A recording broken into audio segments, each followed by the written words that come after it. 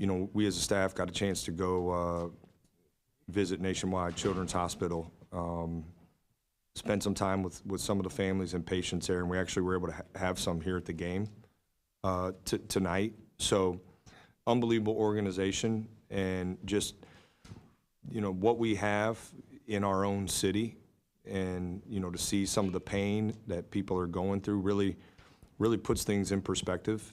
And, I think for us, we've tried to do multiple things in our program to, help others and be there for others. And, it's an honor to represent that organization and, the hospitals here in town, and to be able to wear these shoes. I got to wear a young guy's name, Briley, who's from Athens, and it was an honor to wear his shoes. And I just wanted to kind of go with that. And go ahead, man. I think it's Briley, I believe. We can confirm that, though, if you need that. As far as the health of your team, you said dealt with some pregame adversity here. Can you take us through Tilly being ruled out and what it looks like going forward, and how that then impacted your plans? Yeah, not sure what it looks like going forward yet. Thankful we have some required time off here. We need it. I don't know, it was 4 games and 9 or 10 days, I think it was. So, it's good for us to be able to get some time off. Guys recover. We got some guys who are, have logged some minutes in that stretch. So, as far as today, he was in shoot around, and we didn't do a lot of pace and high kind of intensity stuff in shoot around, and they ruled him out afterwards, and so in that time period we had to certainly address some things and make some adjustments. And again, just really proud of our guys. We've talked a lot about bench production this year, and those guys stepped up in a big way. Yvonne stepped up in starting role. We had guys step up. I thought Puff gave us some good minutes. Collins, you always know he's going to be a warrior out there, and it was great for Taysom to go in and I think earn those extra rotations, because that's what we've been pushing those guys to do, is earn those minutes, and he did. So just really proud of those guys for stepping up. In the second half, when they cut it to 1, it was Junie that drew the foul, hit the free throws, and then he hits a step back 3, the next one that pushes it back to 6. We've talked about his shot making, his ability to share the ball, but it seemed like he was the guy in that moment that said, I'm going to do something and stop this run. What have you seen from him, from that mentality of being able to be the guy that says, I'm going to take over this game here and make the play that we need? Yeah, I think he's been so consumed with winning and doing whatever's required to win, and the poise and maturity that he's playing with the ball in his hands right now has been really impressive for a sophomore. We got other guys I thought who were huge in critical moments. I thought Bruce was more aggressive in the second half, especially when the game got a little tighter. That was good to see. Devin was more aggressive. I don't think he had a free throw attempt last game. He gets to the line more today and gets some rebounds, and so I think we had multiple guys. Amari, it stepped up in a big way. I mean, think about this now. We asked a freshman to play a position he really hasn't played all year, and do it with some significant minutes, and sometimes in crunch time. So just this group is connected. We have great chemistry. I really like our toughness. There's some areas we got to shore up, certainly. We'll continue to talk about that and learn from that and grow in those areas. But today there were multiple guys who stepped up. Junie certainly, I thought, had some pivotal possessions that were able to kind of help us respond when they cut it down. Coach, I want to ask you about the coaches versus cancer. I know you're a man of faith. What word of hope would you give to somebody who's going through a cancer struggle now, or maybe lost a loved one to cancer, as most of us have? Yeah, every time I think when you talk about cancer, it seems like everybody's been impacted in some way, and we don't always know why things happen, but I think for me, I do like faith. My faith is the most important thing in my life. It's a constant for me, and I think other people when I've been going through tough times. That's what I've leaned on, and I'd encourage other people who have that to lean on that, stand firm in the promises of God's word, and and hopefully, right, it can be impactful for families to give them the strength as they watch loved ones struggle. And again, we don't know why some things happen. We're not promised, as believers that everything's going to go well, but we are promised that God will be with us. And I hopefully people can gain strength and hope in that. But listen, when you spend time with a little kid who's got to come to Columbus once a week to get chemo treatment, like I think I'm tough. Like, that's real toughness. Like, it's just, I got kids. It's hard. It's hard. So I praise God every day for, that I'm able to go home and hug my kids. And, I think when you're in this position and you have an opportunity to represent an organization, and there's no amount of time that's too much to spend with people like that. Ohio State's such a huge, it's so impactful in so many people's lives. So I know Ryan and the football team does stuff, spends time at the hospital. Like, we have a responsibility to be available and spend time with people. And if we can provide them some joy during some struggle, it's the least we can do.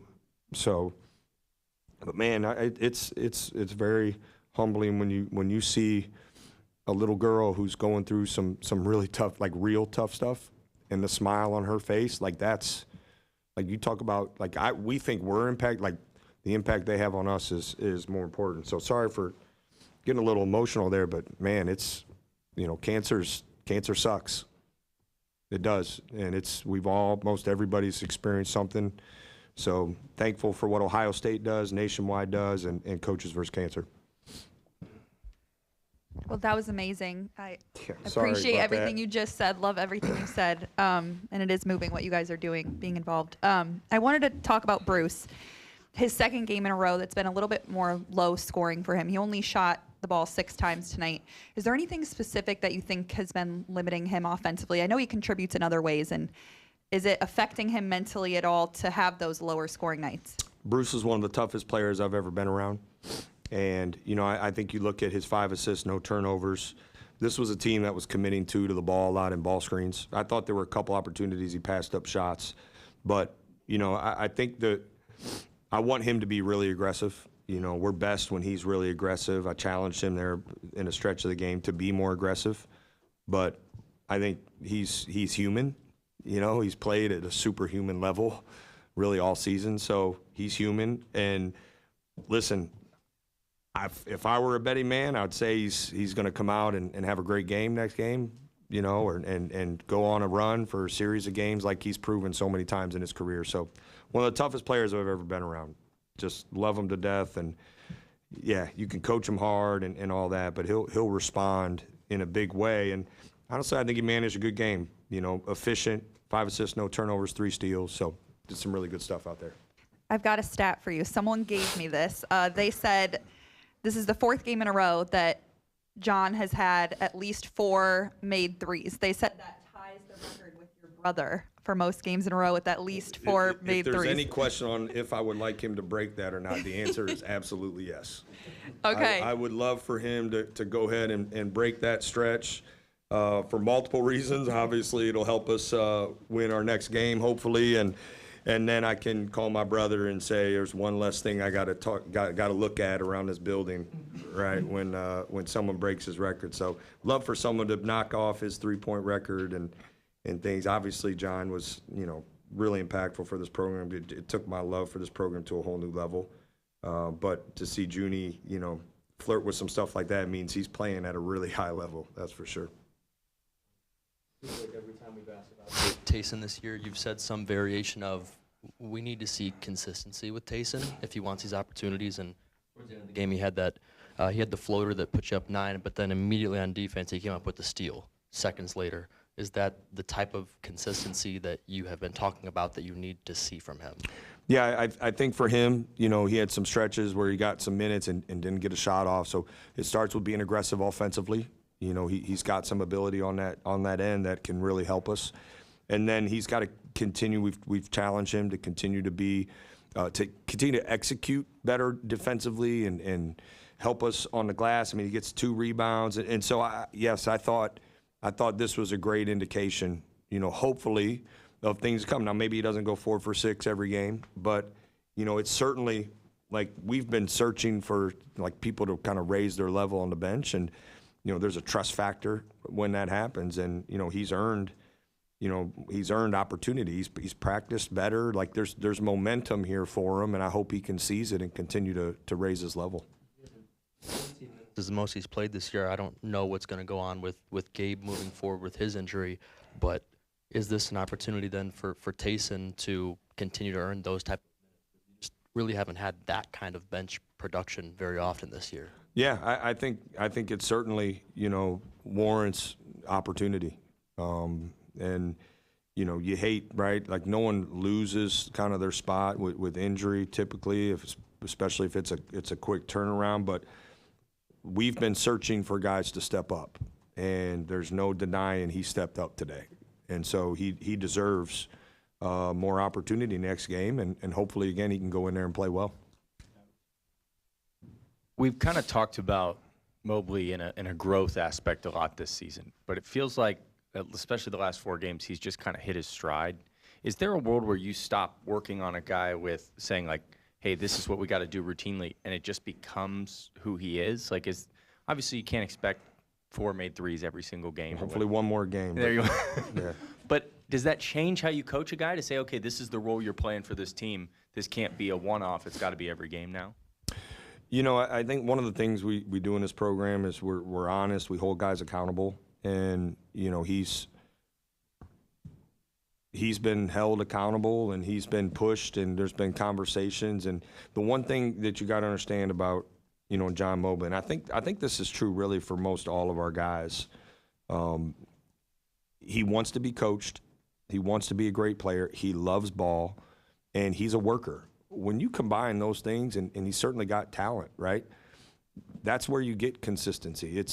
He's got good self-awareness, and, like we're at a point now where he's kind of telling me what he did wrong before I can even get to him sometimes. So I think he's just like his maturity as a player, as he's gotten, experienced this sophomore season, and has been really good. But, like Devin Royal's another guy. Like he didn't have his best game last game, and he came in and he responded. We talked about things you got to do better, and he went out and did it and responded like good players do. So Amari Bynum, same thing. We have a culture in our program where you work hard, you get coached hard, you get held accountable, but like it's from a place of love. We want guys to grow and develop, certainly for their future, but for us to win. And I think John's been a great example. Elite worker, and it's not an accident he's been playing at a high level. Like about the small ball lineup, so to speak, and maybe what didn't you like? I'd have to go back and look at the numbers of our rebounding numbers in that stretch, but I would imagine that might have been part of the equation. I think we didn't execute our ball screen coverage well enough, and a lot of times it was the other guys, not Amari necessarily in the coverage. We didn't execute some of our kind of behind the ball screen coverage very well. That's where Rice got loose on a couple threes, and so I think. I liked the pace we were able to play at times. And I thought the ball moved. We were able to get the ball to Amari in space, and he was, had some good plays there. So, it was a lineup, right, with Brandon when Brandon was healthy. We utilized that lineup. We'd certainly like to have a full deck and be able to have everybody available, but I think, we were able to pick up some things here that we can utilize down the road. So it's a small sample size with Puff, but a little bit bigger today. What is he doing that you like now that you've seen him for a little bit here, and where do you still need more? Obviously, he didn't play as much in the second half. Yeah, well, I think, part of it is when you're kind of going down the stretch, there's such an element to execution, and I don't know if it's fair to ask him to, right? And especially when we got unique lineups and positions going on. I've been impressed with his basketball IQ, his motor. I think he is a great communicator on the court. So I think we're seeing that. You see him get 3 rebounds, and he did a good job. Probably could have had one of those kind of bounced around the rim, could have went in. So what we're asking him to do is really hard, right? And I've just been really impressed with just how committed he is to trying to catch up as best he can. And he goes in, plays hard, and talks well, and that typically is going to end up being a really good thing. Penn State seemed to have a lot more intensity second half, especially coming out. Yet, and they got it, down to a point. How did you feel about your intensity through that stretch when they were coming back? And how do what'd you think of that first? Yeah, I thought we were a step slow defensively. Gave up some catch and shoot threes that we had done a good job taking away in the first half. This team, they've had some really high-level segments and games. They haven't obviously been able to finish at the level they want to, but ton of respect, for that program. And, for us, like, I think we were a step slow on some of our closeouts. We were a step slow on some of our rotations. So that was frustrating because I felt like we just weren't executing well enough. And, we didn't – it took too long to respond, quite honestly. It took too long to respond, and we didn't respond with our offense or defense, really, for that stretch. That's how you allow someone to come back like that. So we've, this is Big Ten basketball, though. Like, everybody's going to fight. There's no laying down in this league, and they fought. I'm proud we were able to flip it back. That was really important to do. In addition to that, then to flip it back sooner, to be more consistent, because you've talked about consistency because of these big swings in games. You love big swings in your direction, but to limit the other direction, what's the maturity level have to get to, or something like that? Yeah, I think oftentimes when teams going to run like that, it's bad on both ends, and for us that usually means an unnecessary, unforced turnover, or maybe a forced early shot that we don't touch the paint. Typically, that's been the trend for us. We've obviously been working on that and talking about that, watching. Like, we've been watching those segments, and I think for the most part we're getting better. But today they responded, and then I think you consider everything we were dealing with from a lineup standpoint. It just compounded, and we didn't have the quick enough response. Jake, we've had a lot of fans already reach out today and ask, like, hey, the Blue Jackets, weather roads, why is basketball not postponed?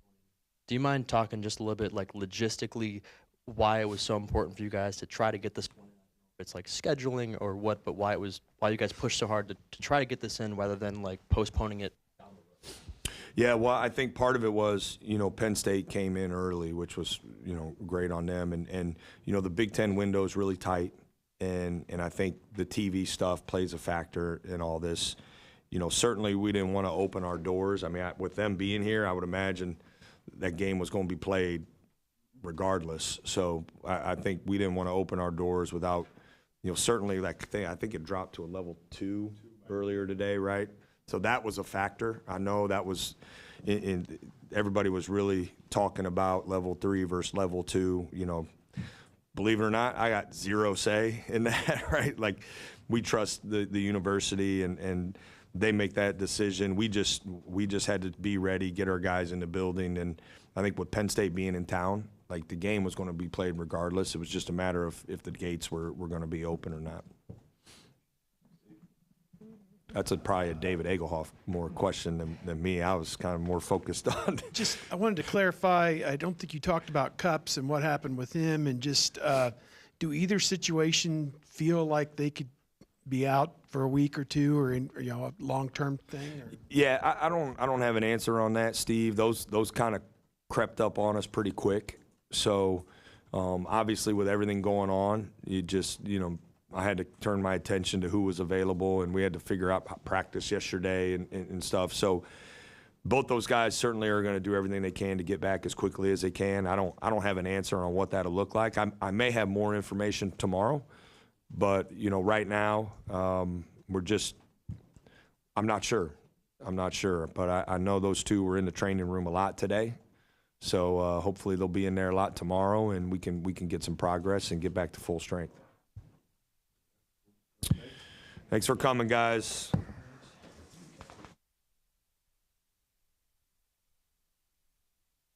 On the main floor in the lobby, yeah, they brought like some of the families down and some of the kids actually. But was it Monday. Really, yeah, it was like a little kind of when you walk in, you couldn't go around. It was like back.